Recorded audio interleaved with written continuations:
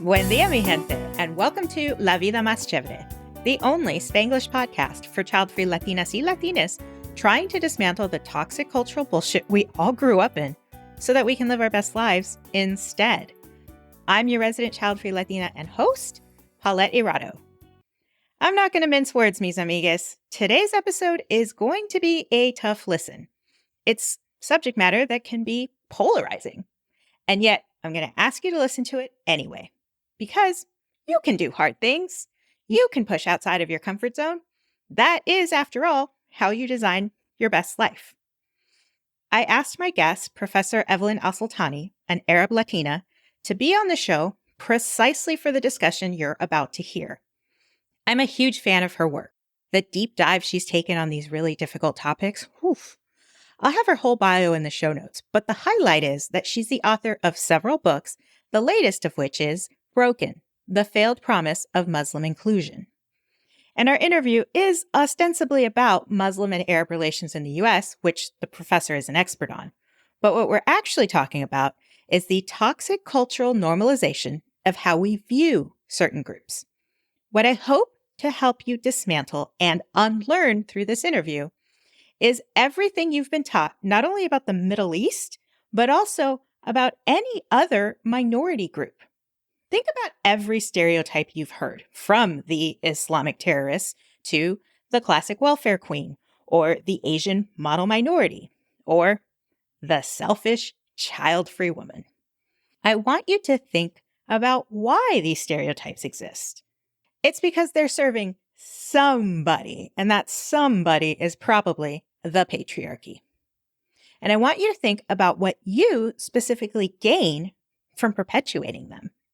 As a child-free Latina, it doesn't serve me to support the idea that, Asians can't drive or Black women are always angry, because all that does is further divide us into insular groups, when what we should be doing is uniting ourselves across these ridiculous boundaries against the patriarchy, against the forces that pit us against each other so that they can continue to fleece us of our labor for the gain of a very small group of people. We need to stop doing that because we are not going to get anywhere fighting each other. And that's the whole point. The patriarchy, and all the systems that fall under its umbrella, like classism, ableism, misogyny, capitalism, and yes, racism, keep us distracted from the real problems. Not that all these isms aren't real problems, they are. But instead of fighting against them, we fight each other. And that's by design. So if you want to design your best life and live your vida más chévere, then you got to do some uncomfortable things. Things that might tax your empathy. But because you know the value of self-love and self-care, and if you need help with that, please check out the last episode, then you are ready and armed for this fight. While you're listening to this episode, I want you to think about all the parallels that exist between this subject and that of other marginalized groups. I want you to see how the tactics are the same in almost every case. And I want you to care. And then I want you to do something about it. There won't be any satisfactory answers in this episode. I think at the end of it, you're going to end up even more uncomfortable and probably a lot more pissed off. And that is good. Because when we step out of our comfort zone and confront these atrocities, we light a spark for changing ourselves and everything around us. So take that fire you are bound to feel and put it into action immediately around you. Look, listening to this might be hard. I hope it's hard, because that's going to show you that you have empathy. And that's a good thing. But even if you are on the opposite side of the political or socioeconomic or, hell, even the color spectrum from me, I hope you'll listen to this with an open mind and, more importantly, with an open heart. Because we are all scapegoats for someone else's agenda. Today, we're just talking about this one group. As a trigger warning, I will let you know we are going to talk about terrorism, rape, school shootings, and genocide. I told you, it's going to be a tough episode. As a last note, The professor is also a child-free Latina. We don't dive too much into it, but check out the Substack for a short video about her talking about her cats. That said, she is yet another shining example of someone who doesn't want kids of their own, and yet still makes an impact. She spends all day, every day, especially between the months of August and May, educating, mentoring, shaping, and worrying about someone else's kids. Yet people dare to call us selfish? Psh. Today, we are dismantling some toxic cross-cultural bullshit because my guest today is Professor Evelyn Alsultany, who has a very interesting background.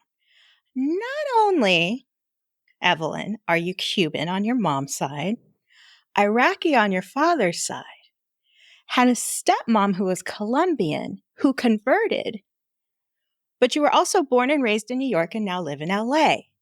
That's a lot. It is, yes. You are also the author of this book, Broken, The Failed Promise of Muslim Inclusion, which is, hey, you want to get angry? Read this. By the way, I started reading this on a plane. You mentioned on a previous podcast that you were on that you're always a little concerned about anything that people might say to you on planes. I am. I've had a lot of not so pleasant conversations from the chatty person sitting next to me on the plane. And so, what do you do for a living? I study racism. You hear a whole lot of opinions about racism not mattering. Or what's that book you're reading? Oh, it's about anti-Muslim racism. It's just a hard start for a conversation. So I usually try to hide what I'm doing on airplanes and try to avoid conversations on airplanes. Are you an introvert? I am. Oh. I would say I'm a semi introvert. Are you? No. No. No. I should give some quick background. So I first heard Professor Alsultany on the Wine and Cheesemate podcast with Jessica, who's great. And then you were at her live event here in Los Angeles. And that was a panel on representation in the media, which is your whole thing, right? That's my jam. Muslim and Arab representation in the media. But that particular episode, which I will link in the show notes, was you sandwiched between two very different personalities and their takes on Latina and Latine representation in the media. And your face during that, I don't think it's on YouTube, but I had a front row seat to your reaction. Yes. I was trying to mediate what was happening. I was trying to find a middle ground between the two. But they both had, valid points. They did. I think it was a very interesting discussion. I think that's part of what's going to guide our discussion because as Latinas, as child-free Latinas, both of us, and the subject matter that you study and teach others, how does that not exhaust you?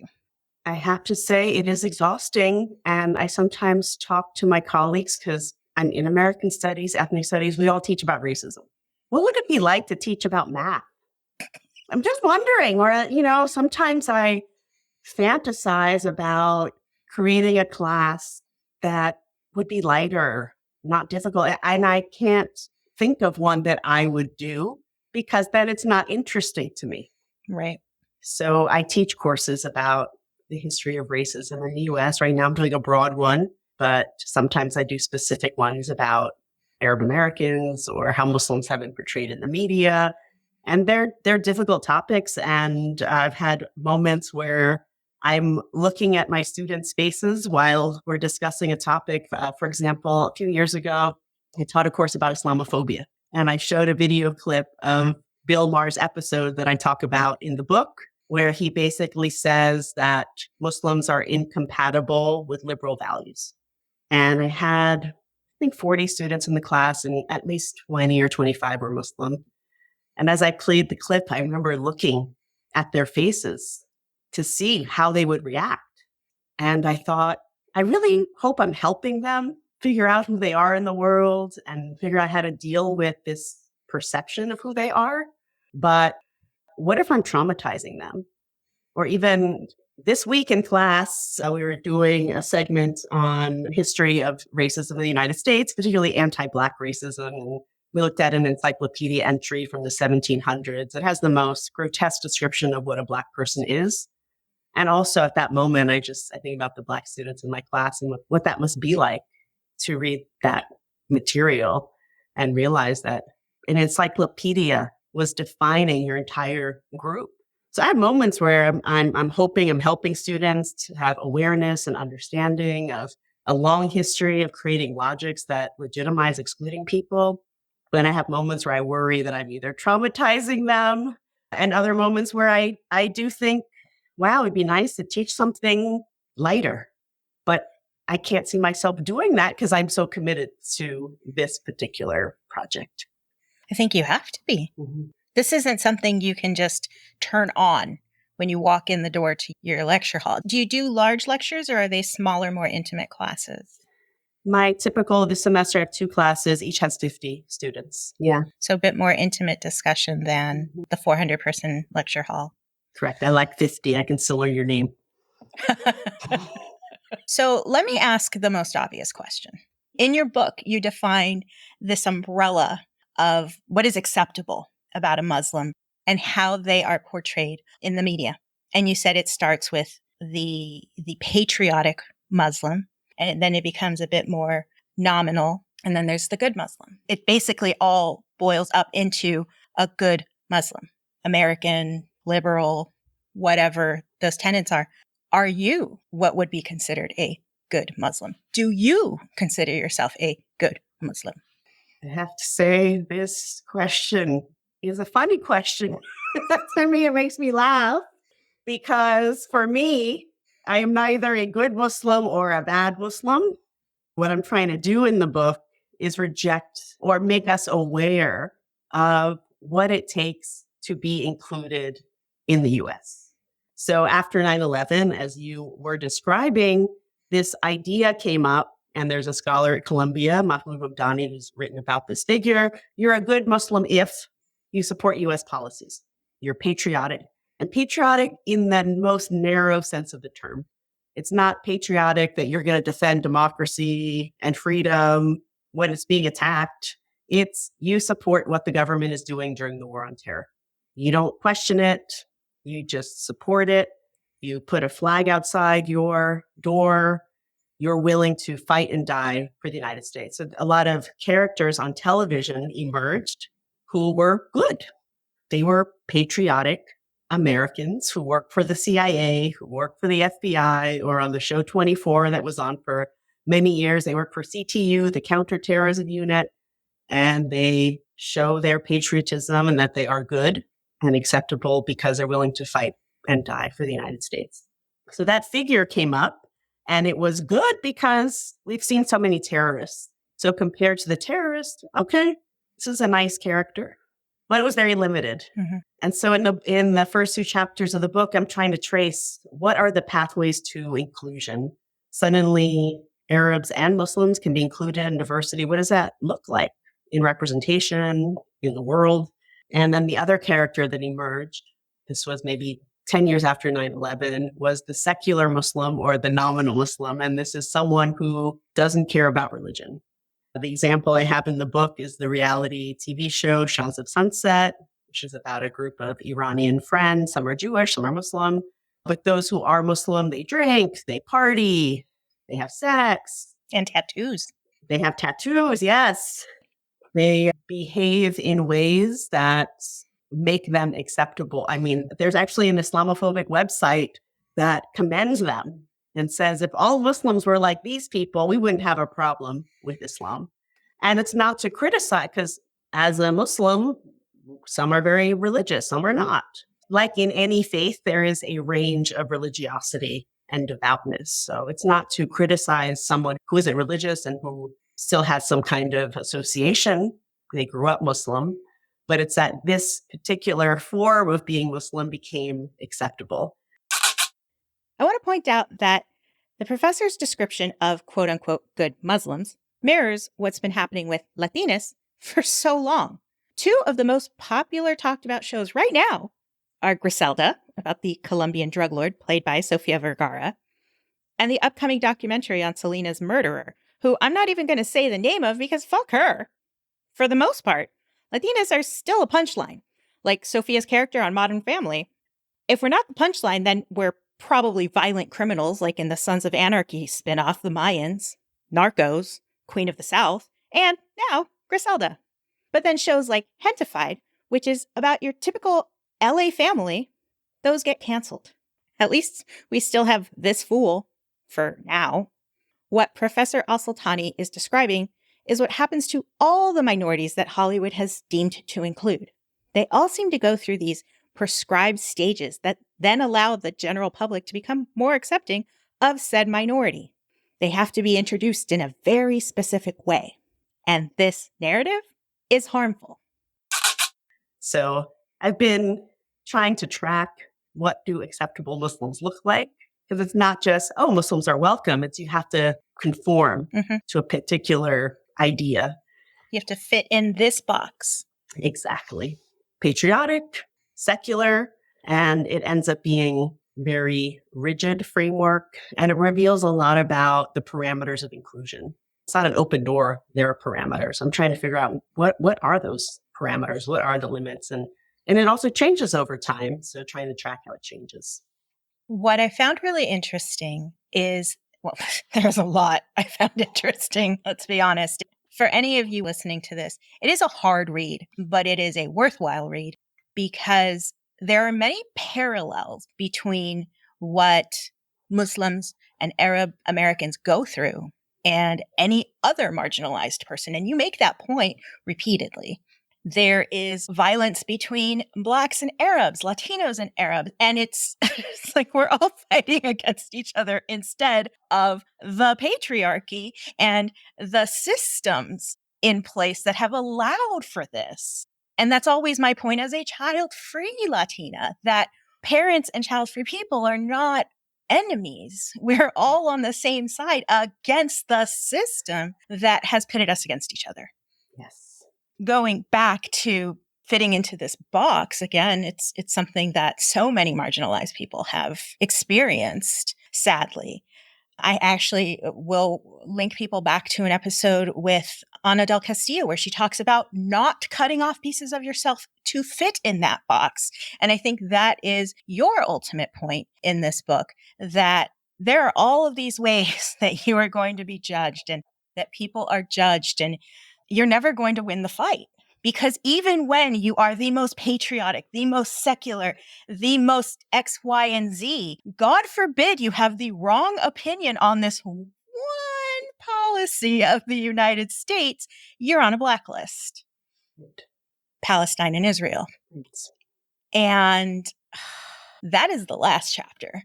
And it is the most infuriating, at least it was for me in reading it, because it's targeting young people, college students. And what was really disappointing is that so many of the examples that you gave happened here in California, which is a progressive state, at the UCs, which are progressive universities. And that pissed me off. I'm going to be honest. It pissed me off. One of the questions I asked you is how do you not find your work exhausting? Which you answered, it is exhausting. What do you do to mitigate it? Well, it is very difficult. Writing this book was hard to be confronted with so much material, so much real stuff all of my work for the last 20 years has been about 9/11 and the aftermath of 9/11. And so we're talking about government policies, a whole war on terror, USA Patriot Act, war in Afghanistan that killed 30,000 civilians, war in Iraq that killed 150,000 civilians. Iraq had nothing to do with 9/11. A lot of other policies. There was countering violent extremism during the Obama era, special registration during the Bush era, Abu Ghraib prison scandal, Guantanamo Bay prison. The amount of policies and violence that has been enacted towards Muslims under the guise of national security, the amount of people who have died is really stunning. It's always hard to sift through that material. And with the book, all the chapters were difficult, but there's one chapter about hate crimes against some young Muslims who were murdered. Mm-hmm.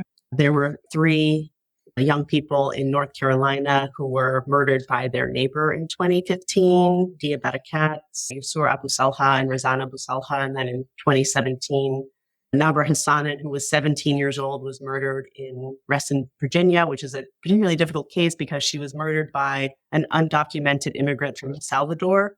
But reading the police reports and other reports about the murder, that she was raped, she was killed, she was left in a pond, 17 years old. When I was writing that particular chapter, I would cry and have to stop and then come back to it. And speaking about pitting groups together, when that happened, some people in the political right blamed the left for the murder and said, well, the political left loves to allow quote unquote illegals into the country, and that's what you get. So they use the idea that this particular man, Darwin Martinez Torres, that because he was undocumented, and they said that he was in a gang, there was no evidence that he had been in a gang, but there are all the stereotypes you have about Latino people were taking place in investigating this particular murder. And then law enforcement refused to classify it as a hate crime. They said it was road rage. So yeah, there's a lot there, and trying to unpack it and write about the different layers, it is heartbreaking. So what's your way of managing that? That was the question. How do I manage it? Please, I think it's all important. It's all important because so many people who are on the activist track, who pour their heart and soul into it, whether or not they're paid for it, they need to hear it. Yeah. I have to say, I don't have a thing. It's a work in progress. What I do is that since I live on an academic calendar from mid-August until mid-May, when I am on and I am doing, when mid-May comes, I am so tired that I really try to take a time out during those summer months when I'm not teaching. You reached out to do the podcast and I was like, I'm so burnt out. I can't do it. So that's what I do. I take a time out and I have these conversations with my husband where he thinks I'm being dramatic, but I mean it. I say to him, if I keep going the way I'm going, I'm going to end up in the hospital. I really feel I can't continue like this. And so in the summer months, it's really important that I disconnect, that I'm not going at the same pace, that I go away somewhere. So the summers end up being a very important time to unplug, decompress, and to be able to continue again when mid-August rolls around. Part of this summer you spent, what's the word I'm looking for? Rehabilitating, maybe, your soul, getting over the exhaustion that your work causes you. You got to travel. So you're a big traveler. I've heard you mention Spain. This year you were in Bali and in Colombia. Where's your favorite place? That's a tough one. So you mentioned Spain. I love Sevilla. I have a real love for that place. But put me in front of any ocean and I'm happy. You're a water baby too. I just want to sit by the ocean. That's all I want. There's something about the tides and the movement of water that for me is so restorative. Restorative. That was the word I was looking for. Not rehabilitating, restoring. That too. Why not? So I get exactly what you mean. We are about to talk about the Middle East. This episode was recorded in late August 2023, which was more than a month before what happened on October 7th.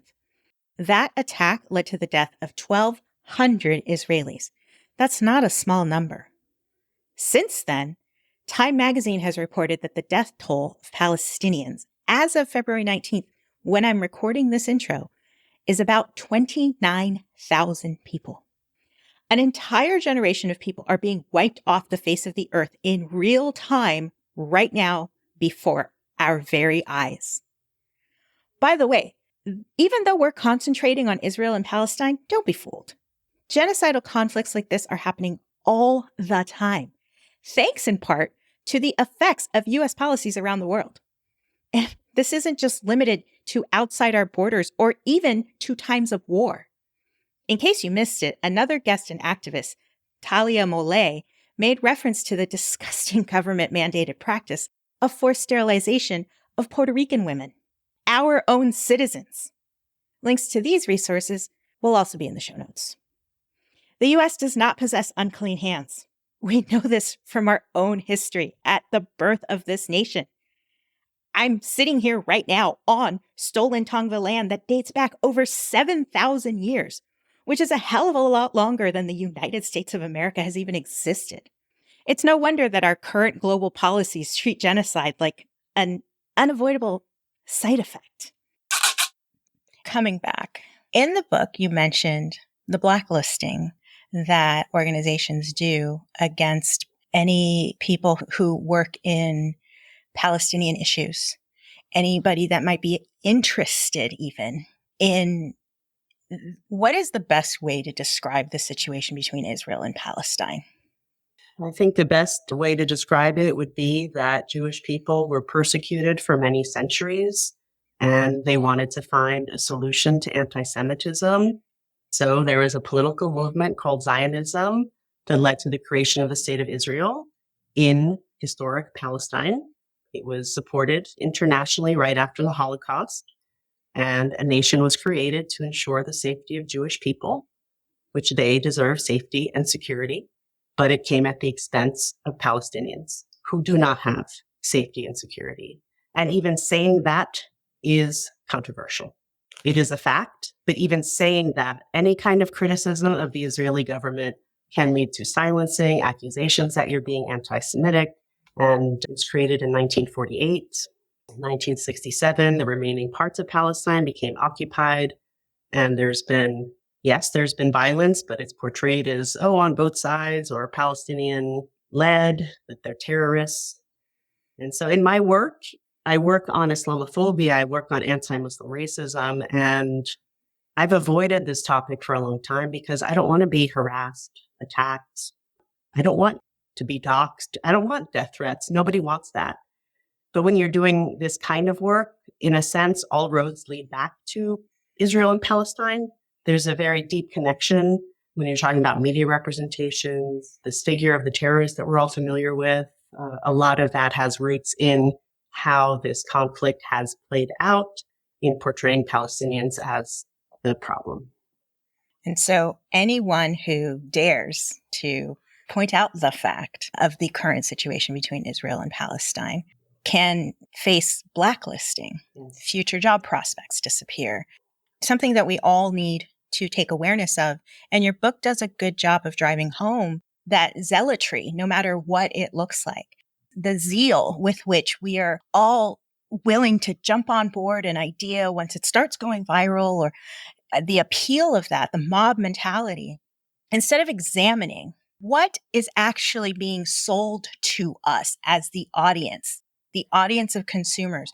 What are we being sold? Terrorism is such a meaty word that immediately throws up everybody's hackles. Whether you're being accused of it or accusing someone of it. Once you throw up that word, all bets are off. The inflammation of the subject is past a point of returning to examining something a little bit more intensely.